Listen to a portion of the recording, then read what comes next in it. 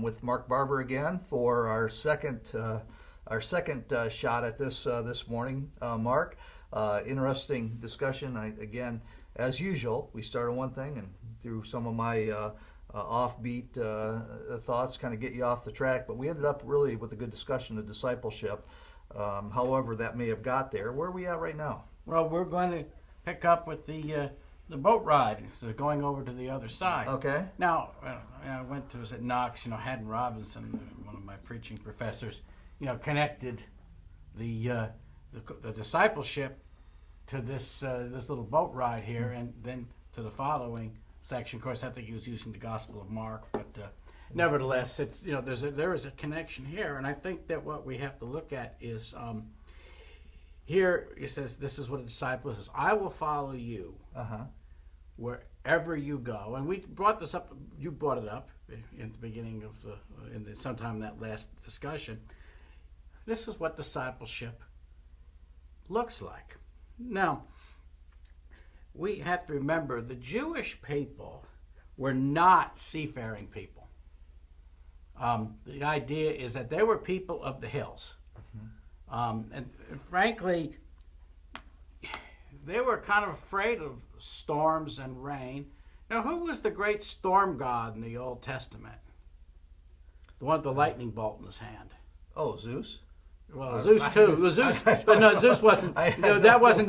Well, yes, it is. The funny thing is, you're right. It is Zeus. It just is by the name of Baal. Okay. Okay. They're all interconnected. There was a lot more interconnection, but Baal, it was the ones. Was the Lord of the rain and the thunderbolt. Of course, yes, true. Zeus, Jupiter, or however else you want to, call him, is the one that controlled the storms. Now that's part of, remember Elijah on Mount Carmel.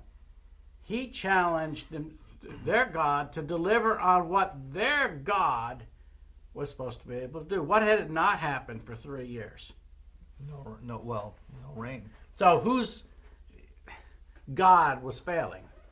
They had failed God because they wanted to worship Baal, because Baal promised them fertility and rain and fields, and as long as they went through the rites and did what they were supposed to do, that Baal was obligated to make the fields. And God took away Baal's power. Part of the idea of there's not going to rain till my word, and Elijah is talking. My word is the Lord's word. And then he comes to Mount Carmel, the God who answers by what? Fire. Let him be fire. And they cut themselves because and expecting lightning and storm. And all of a sudden they do all day long. And Elijah takes a few minutes, redresses the altar, puts the bullock on, and then asks in a drought, put water on it. More water. And then the fire, the lightning from God came down. And it says, Elijah, the Lord, He is God, which, by the way, is the name Elijah. Some of them might have been shouting in the crowd, Elijah, rather than Eliah. The Lord is my God, or Yahweh is my God. But that's neither here nor there. So we have the idea is that it's a competition is to who is the Lord of the storm, and who is Lord of all.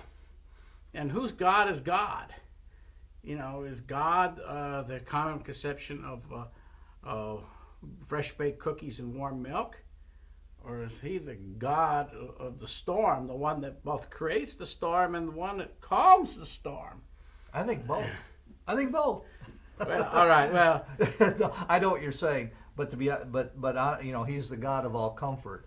In some areas, I understand. Yeah. No, I don't. But the comfort is a covenantal idea of that, not just something that you go through the rites and the rituals. Yeah. And people at church go through rites and rituals because they think my cat's got a ritual with me. When he wants his treats, he starts scratching on the door. When he starts scratching on the door, I know he's done getting petted. He has done his thing. He's submitted to his morning rub down. And now he wants his treats. And I know this. I know that he knows, Because all of a sudden we get still try starts looking at that doorpost, and I says, "Okay, I'm going to get this God of mine to do my bidding. All I have to do is scratch that, start scratching, and the treats come out." He's got me he's got me Pavlov conditioned. And I'm going to say that that's sometimes the idea towards God. We say the right prayers, we do the right thing, and God does his thing because he's kind of obligated to us. But getting this, that's another side, an interesting side. I don't want to get too far down that road today, but it is, you could get that from this text. I'm not saying a word. I'm stopping right there. But it says here, and when they were entered into the ship, his disciples, remember that's that famous word, his disciples followed him. Mm-hmm. And behold, there arose a great tempest in the sea, so much that the ship was covered in water, but he was asleep. And his disciples came to him and woke him and said, Lord, save us, for we are perishing. And he says unto them, why are you so afraid, you faithless ones? And he arose, he rebuked the winds and the sea, and there was a great calm. But the men marveled, saying, what kind of man is this, that even the winds and the sea obey him? Mm-hmm. Well, there is a Jonah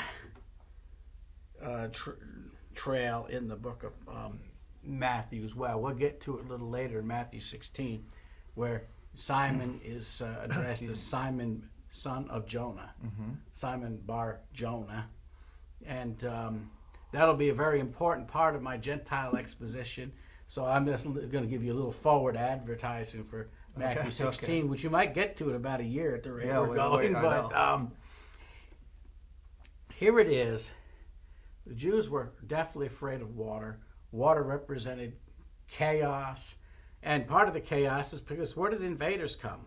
Invaders came, by sea and by land. The Philistines were sea people, and they came and invaded the coast back in Old Testament times. Just one of, then the Romans kind of invaded by land and by sea. The Greeks kind of invaded by land and by sea.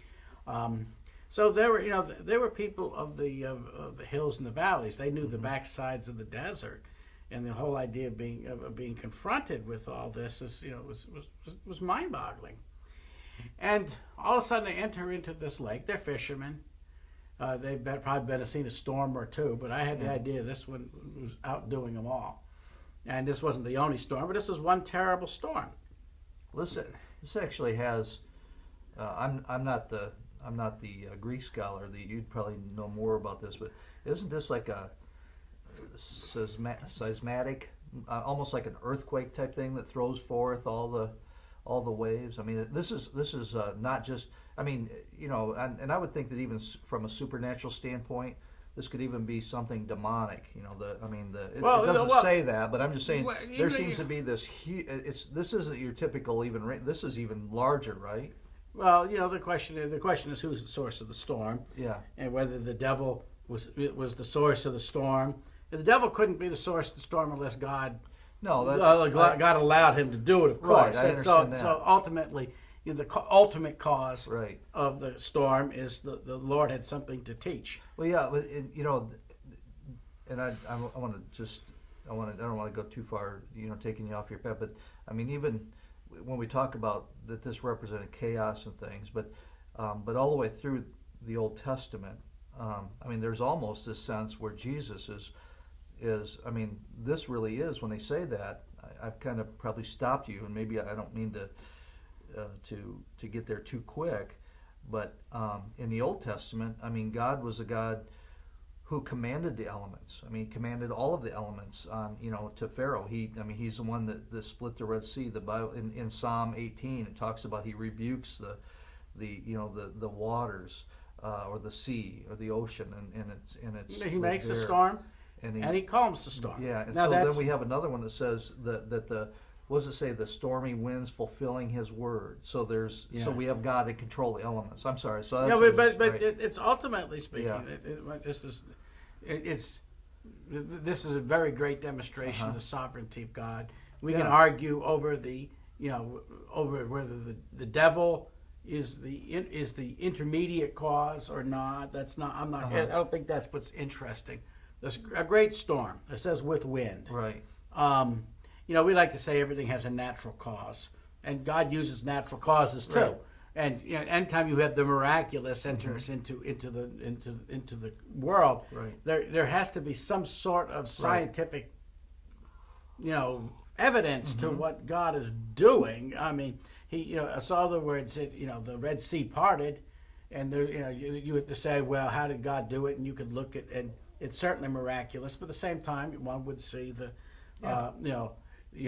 could see it scientifically to some degree how God did it. But God is still the master of all the elements, and either whether it's in the normal order of things, and even in when we see chaos. Now, if you were asked, the Lord came to you and said, let's cross the ocean and I want you to speak to the Ayatollah. I want you to speak to al-Baghdadi in ISIS about Jesus. Or just to know, even people that aren't so noteworthy, just the average common followers. That would represent a sense of chaos, wouldn't it? Yeah, I'd be thinking if I'm talking to him, I'm packing some serious weapons. Well, the trouble is that But I'm saying, what would a Jew think about getting into a boat and crossing over into the Gentile country? It's almost like, man, I don't even want to go to California anymore. The people over there are strange. Yeah. Of course, they probably think we're strange and deplorable too, but that's neither here nor there. I find that I would not want to go to Berkeley and amongst that crowd there. Yeah. But that crowd there needs Jesus more than anybody. Yeah. So we have the idea. This is what a discipleship is. I'm going to follow you wherever you're going to go. Well, if you're going to be a disciple of Jesus, you're going to follow him here. They're not even there yet. This is maybe sometimes kind of like what's coming, and all of a sudden and even that becomes a complete disturbance to the way you live. But it's very closely tied. This is the next step. You're going out here to get this storm, and you have the idea of chaos and appear in the depth. Lacu profundus, out of the depths I cry. In other words, it's the idea of the sea or the lake. They call it sea, but it's really for the Middle East it's a large lake, but it's not really by our standards. Lake Chickamauga, a lot bigger lake. But the idea of being out. Yeah, I'm from Michigan, and so we were surrounded by the Great Lakes. Now those are. Yeah, well, and I can still remember songs like the Sinking of the Ella Fitzgerald by Gordon Lightfoot and others. Hey, to be honest with you, I was just thinking about that when we talk about this storm. I was up on Lake Superior. Of course, that's where the Fitzgerald was sunk, is up in the Lake Superior. And I will tell you, I was actually when I was a young man, I was preaching up in the Upper Peninsula, way up north, and I can't remember where I was at. I'll think of it in a few minutes. But one of the men of the church, after this, and it was storming out in the Upper Peninsula of Michigan. I mean, way up. Says, hey, he was a logging guy, jumped in his big old four-wheeler, and he goes, you got to see this. So we go all the way up to Lake Superior, and to be honest with you, I was like, dear Lord, we're never going to get out of here, because it was a storm, and so anyway, we got up there and watching Lake Superior, the storm, the huge waves and the storm.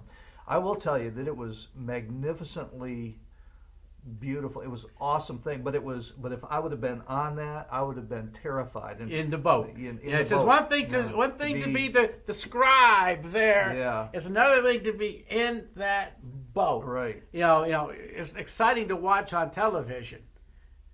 It may be more exciting because you actually felt the wind a little bit, and a little more sensory adapt. Of course, with HD TV, you can get almost immersed into a storm on TV, but. The whole idea is the storm and chaos. The idea of the Gentile world represented chaos, moral chaos. I mean, that was another form of chaos, is the absolute lostness of people. We see moral chaos around us. We see the disintegration of all kinds of morality. Oh, yeah. And it causes us great indigestion and fear. And here I'm saying this is a physical event. I'm not trying to say this is an allegory thing, but sometimes you have historical events can speak beyond themselves and can be treated as though in the storms of discipleship. How do you talk to Jesus about Jesus in all this chaos? These people are odd.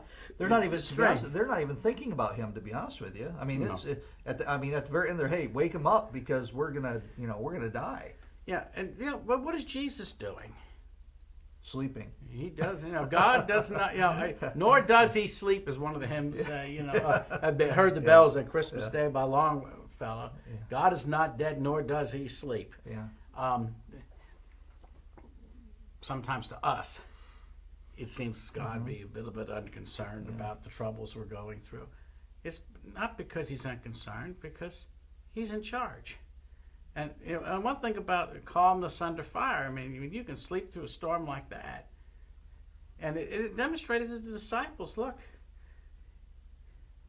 the disciples can't perish when Jesus is in the boat. They can't perish when Jesus is in the boat because Jesus is not going to die on that boat.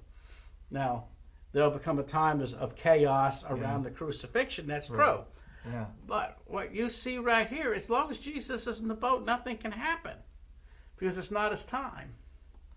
And but I gotta tell you, I don't think, looking at that, I don't think I'd have acted any different. I'm not saying we. No, I'm just saying that. When Jesus stands up and he rebukes them, he's rebuking me because I'm thinking the same. I mean, first of all, he's down there, and maybe that's right. And I will tell you, kind of in hindsight, we see that we know the end of the story in terms of Jesus. They're living through this, and the storm is there. I'm not saying that they shouldn't have been, but when Jesus speaks to him, I think he's speaking to all humanity, because at that point I'm thinking, wow. I'm not. I certainly agree with you. I just love the Greek term allegoi pistoi. That's what does that mean? I have little faith. Okay, yeah. Oligarchy, little. Pistos is faith, a little faith. So little, not no faith, but some faith. Well. But Jesus is kind of also saying, we take these storms as being personal, existential things in our life. We don't tie it to the discipleship thing much. We talk, man, I'm having my marriage is really rocky, and I need someone to calm the storms in my life. My boss is really breathing. But those are just things of the common chaos, the common things of life. What we are seeing here is the direct result of discipleship. How many times you've heard a person says, well, I got arthritis and that's my cross to bear. Yeah. Or, diabetes in my case, that's my cross. So people who aren't Christians, they have diabetes and they have arthritis, and they're living in this terrible soup we're living in. In fact, they're living in this soup without any hope. They're just trying to bail the water out of their lives faster than it comes in. That's what the disciples are reduced to a point where they're acting like anybody else does in a panic situation. But this is tied to discipleship. And bearing your cross is the persecution and the pain and the suffering you get for following Jesus Christ. As we went back to that second example in that last passage, it talks about, let me bury my father. Other words, my father doesn't approve. I will suffer persecution. I will be disowned. I will be disinherited. I will have all types of terrible things happen to me if I openly declare that I will follow you, Jesus. And he says, and Jesus says, that's exactly right. You will suffer persecution, and you will suffer all these things but you will also receive lands and brothers. And he's talking about the fact you'll have a new family. He's not talking about you're gonna have some persecution, but you're gonna have this big spread. You're gonna live on top of Beverly Hills Mansion. No, it says you're gonna lose a family, but you're going to gain a greater family. And that's, so if you get disowned, you get disowned. So all of this is represented the idea of discipleship. This is the first step, and I think this, that's what it's bringing up. It's leaving the crowd, leaving the comfort of the crowd, leaving the comfort of your people, and leaving where he says, "Man, I can have a real good ministry here," and say, "Leave it all behind." But there's also, I mean, I guess I should ask you before I get into this. Are we going to finish this story where Jesus comes up and speaks to the storm? We're about to. Okay, good. No, I don't want to jump ahead here because I have some questions on that. I'd like to. All right. Well, then, and afterwards it says he rebukes the storm, and that word, rebuke is one of those words that's again of various interpretations. From just giving command to giving to saying to what we would call a rebuke. I don't know. Rebuke may not be the best translation of the word, but basically he gave commandment to it. Stop. He said over. And it says everything became smooth. So in the Elijah story, God shows himself as God, as the one who answers by fire and who brings the storm.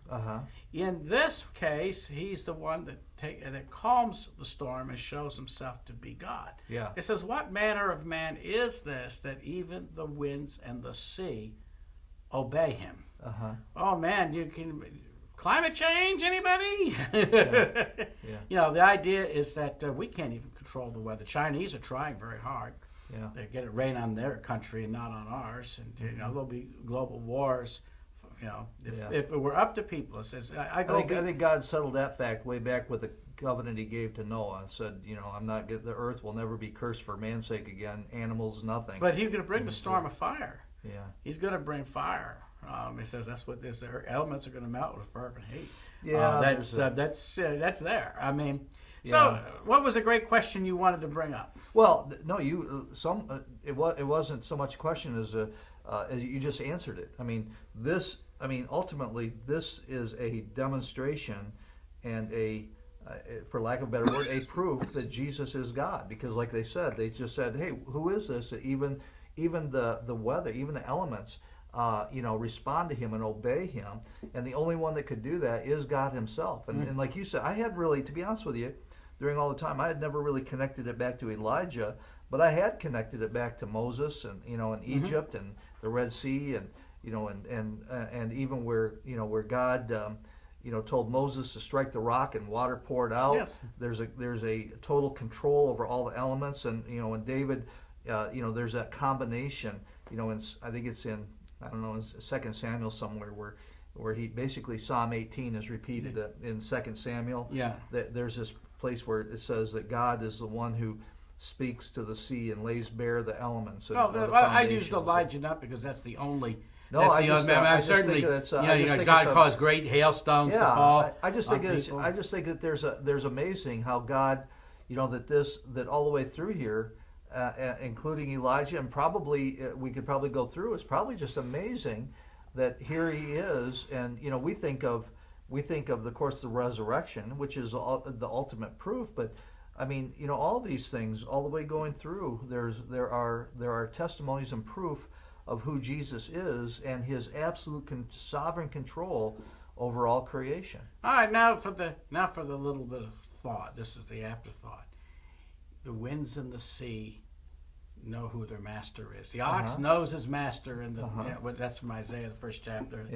And and the donkey is master's crib. But my people do not know, nor do they consider. An evil people laden, filled with iniquity. Here it is. God commands the winds and the sea. And they obey. God commands us, and we put conditions. That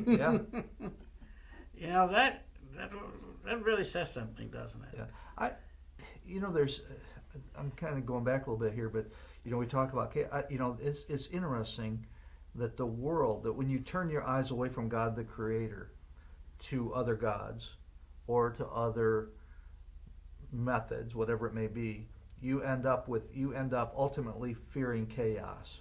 Mm-hmm. You turn to God, and God is not the God of chaos. God's a God of peace. I mean, He peacefully makes the earth. In the beginning, God created the heavens and the earth. There's this, and immediately there's a peace, and there is a order.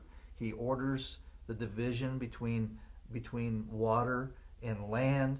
And it's all peacefully. There's no chaos at all, and it's all for man's blessing.